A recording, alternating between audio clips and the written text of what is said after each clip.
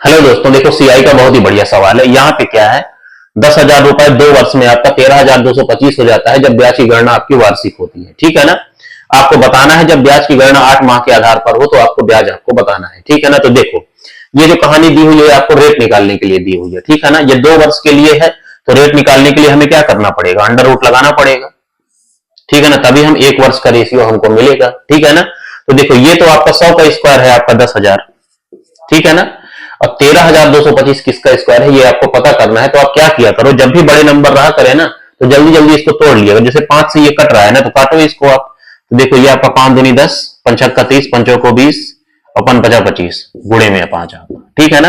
और फिर ये 5 से काटो तो कितना हो गया, 5 पचा 25, 5 दूनी 10 और 5 9 45 और गुणे में आपका 5। तो 5 का स्क्वायर हो गया। ठीक है ना।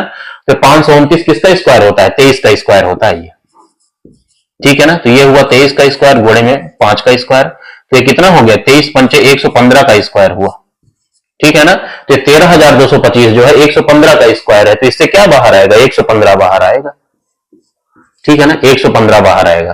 तो 100 से वैल्यू कितनी हो रही है, 115। तो रेट कितना आया आपका, 15% आया। ठीक है ना। ये 15% आपका वार्षिक है, 1 साल का है। ठीक है ना। अब देखो, 8 माह के लिए हमें कैलकुलेट करना है। तो 8 माह के लिए रेट को हम लोग क्या करते हैं, आपका 2/3 करते हैं।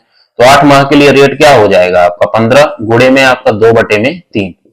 तो ये कितना हो जाएगा, 3 पचे 15 और 5 दूनी 10, आपका 10% हुआ। ठीक है ना।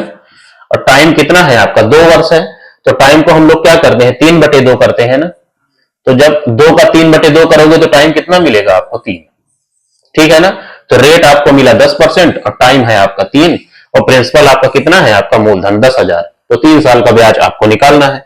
तो उसके लिए रेशियो क्या है आपका, 3 3 1। ठीक है ना। 10% मतलब क्या हुआ, 1 में आपका 10। ठीक है ना। तो 10,000 का 1/10 कितना होगा आपका, 1,000। ठीक है ना। फिर इसका 1/10 कितना होगा, 100। फिर इसका 1/10 कितना होगा आपका, 10। ठीक है ना। इसी को आप सॉल्व कर दीजिए तो कितना हो गया आपका, गुणा करिए कितना हो गया, 3,000। ठीक है ना। और ये कितना हो गया, 300। ठीक है ना। और ये कितना हो गया आपका, 10। ठीक है। इसी को आप ऐड कर दीजिए तो कितना हो गया, 3 3 1 0 आपका आंसर हो जाएगा। ठीक है ना। तो आपका आंसर क्या होगा, 3310 आपका आंसर हो जाएगा।